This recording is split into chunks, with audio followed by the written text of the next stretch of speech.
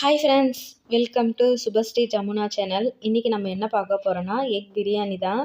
நம்ம வந்து chicken, mutton, காளான் எவ்வளோ பிரியாணி பண்ணியிருப்போம். ஆனால் இந்த மழை காலத்தில் அதை போய் எடுத்துகிட்டு வர முடியலனாலும் நம்ம வீட்டில் இருக்கிற பொருளை வச்சு நம்ம சிம்பிளாக பிரியாணி செஞ்சு சாப்பிட்லாம். இந்த சண்டேக்கு ஸ்பெஷலாக நீங்கள் இது வரைக்காலம் செய்யலைன்னா நைட்டே வந்து செஞ்சுருங்க. வாங்க ஃப்ரெண்ட்ஸ், அதை எப்படி செய்யலாம்னு சொல்லிட்டு பார்க்கலாம்.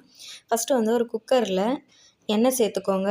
கொஞ்சமாக வந்து ஒரு ஸ்பூன் நெய்யும் சேர்த்துக்கோங்க. நல்லா வாசனையாக இருக்கும். அதுக்கு ஹோல் ஸ்பைசஸ் எல்லாமே சேர்த்துட்டு வெங்காயம் ஒரு 2 வெங்காயம் நான் பெரிய சைஸில் எடுத்திருக்கேன். அதுக்கப்புறமா நான் இதில் பாதாம், முந்திரி, அதுக்கப்புறம் அந்த உலர் திராட்சை இருக்கும், அதை போட்டிருக்கேன். இது இல்லைனாலும் பரவாயில்ல, ஸ்கிப் பண்ணிடலாம், நம்மளோட விருப்பம் தான். திராட்சைலாம் போட்டால் குழந்தைங்க சாப்பிடும் போது லைட்டாக அந்த இனிப்பெல்லாம் இருக்கும், அவங்களுக்கு பிடிக்குன்றதுக்காக நான் அதை சேர்த்துருக்கேன். அதுக்கப்புறம் 2 பச்சை மிளகா கீரி சேர்த்துக்கோங்க. நல்லா வெங்காயம் எல்லாம் நல்லா வதங்கினதுக்கப்புறமா இஞ்சி பூண்டு பேஸ்ட்டு நல்லா கொஞ்சம் தாராளமாக சேர்த்துனிங்கன்னா நல்லா வந்து அதுதாங்க பிரியாணிக்கு நல்ல வாசனையாக இருக்கும். இஞ்சி பூண்டு பேஸ்ட்டு தான்.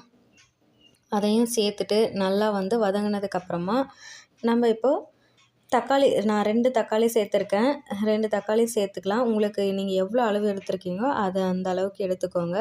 நான் 2 தக்காளி சேர்த்துருக்கேன். நல்லா வந்து பழுத்த தக்காளியாக எடுத்துக்கோங்க, அப்போ சீக்கிரமாக மசிஞ்சிரும், இல்லைனா கொஞ்சம் கஷ்டமாக இருக்கும். தக்காளி சேர்த்துட்டு அதுக்கு வந்து கொஞ்சமாக உப்பு சேர்த்துனிங்கன்னா தான் அந்த தக்காளி சீக்கிரமாக மசிஞ்சு வரும். அதுக்காக தான் கொஞ்சமாக கல் உப்பு சேர்த்துக்கோங்க. கல் உப்பு நம்ம எடுக்கும்போது நம்ம வந்து அந்த ஜாடியில் தானே போட்டு வச்சுருப்போம்.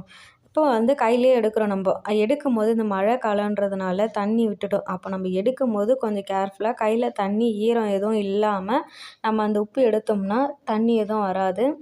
சீக்கிரமாக அந்த உப்பு தண்ணி விடாமல் இருக்கும். கொஞ்சம் அதை பார்த்து நீங்கள் எடுத்துக்கலாம். அதுக்கப்புறமா தக்காளி எல்லாம் நல்லா வதங்கினதுக்கப்புறமா கொத்தமல்லி, புதினா இது எல்லாமே நல்லா கட் பண்ணி நான் வந்து சின்ன சின்னதாக சேர்த்துருக்கேன். உள்ள என்கிட்ட தயிரும் இல்லை. ஸோ நம்ம இருக்கிறத வச்சு தான் இப்போ நம்ம வந்து பிரியாணி செய்ய போகிறோம். தயிர் இல்லாதனால நான் வந்து சேர்த்துக்கல. இருந்தால் நீங்கள் தயிர் சேர்த்துக்கோங்க.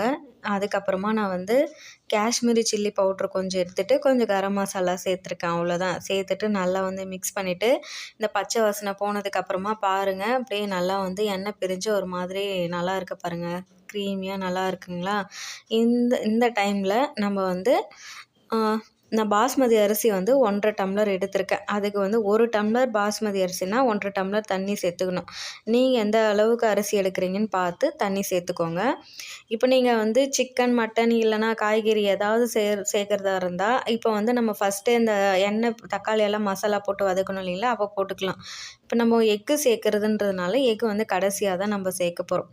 பாஸ்மதி அரிசி வந்து இப்போது சேர்க்குறதுக்கு முன்னாடி தண்ணி நல்லா கொதிக்குதா இல்லை உப்பெல்லாம் கரெக்டாக இருக்கான்னு இப்போ செக் பண்ணி பார்த்துக்கோங்க. அதுக்கப்புறம் நான் சமைக்கும் போது அரிசி ஊற வச்சேன், அது கரெக்டாக இருக்குது. இப்போ நல்லா ஊறிடுச்சு. அரிசியுமே வந்து ஊறும்போது நம்ம கழுவிடணும். அதுக்கப்புறமா ஊறினதுக்கப்புறம் கழுவுனா நம்ம வந்து அரிசியெல்லாம் உடஞ்சிரும். அதையுமே நம்ம வந்து பார்த்து கழுவடிச்சிட்டு எல்லாமே சேர்த்துட்டு நல்லா மிக்ஸ் பண்ணிக்கோங்க. இப்போ வந்து உப்பும் ஒரு டைம் வந்து செக் பண்ணி பார்த்துக்கோங்க. ஏன்னா உப்பு ஒரு கல் எக்ஸ்ட்ரா இருந்தால் தான் வந்து நம்ம சாதத்தெல்லாம் சேர்த்துருக்கறனால அது வெந்து வரும்போது கரெக்டாக இருக்கும் அதனோடய ஃப்ளேவர். என்கிட்ட இப்போ நான் தயிர் சேர்க்கலை இல்லைங்களா, அதனால் நான் வந்து அந்த லைட்டாக அந்த புளிப்புக்காக கொஞ்சமாக லெமன் ஜூஸ் வந்து புழிஞ்சிருக்கேன். புழியும் போது பார்த்து சேர்த்துக்கோங்க, இல்லைனா அந்த விதை உள்ளே சேராமல் இருக்கும்போது பார்த்து சேர்த்துட்டு நல்லா எல்லாமே ஒரு டைம் மிக்ஸ் பண்ணிக்கோங்க. ஏன்னா அதுக்கப்புறமா நம்ம மிக்ஸ் பண்ண முடியாது. எக்கு நம்ம இப்போ சேர்க்க போகிறோம். ஒன்றா நம்ம வந்து உடச்சி கிண்ணத்தில் ஊற்றி, எதுக்காக இந்த மாதிரி அப்படியே கூட டைரெக்டாக சேர்த்தோம்னா அதில் ஓடெல்லாம் விழுந்துடும். அதனால் கெட்டு போயிருக்கா இல்லையான்னு கூட தெரியாமல் இருக்கும். அதனால் கிண்ணத்தில் ஊற்றி ஒவ்வொன்றா எல்லா பக்கமும் வந்து தனித்தனியாக எந்த ஒரு ஜாயிண்ட்டும் இல்லாமல் ஊற்றிடுங்க. உங்களுக்கு எத்தனை எக்கு வேணுமோ அத்தனை சேர்த்துக்கோங்க. இப்போ வந்து எதுவுமே மிக்ஸ் பண்ணக்கூடாது.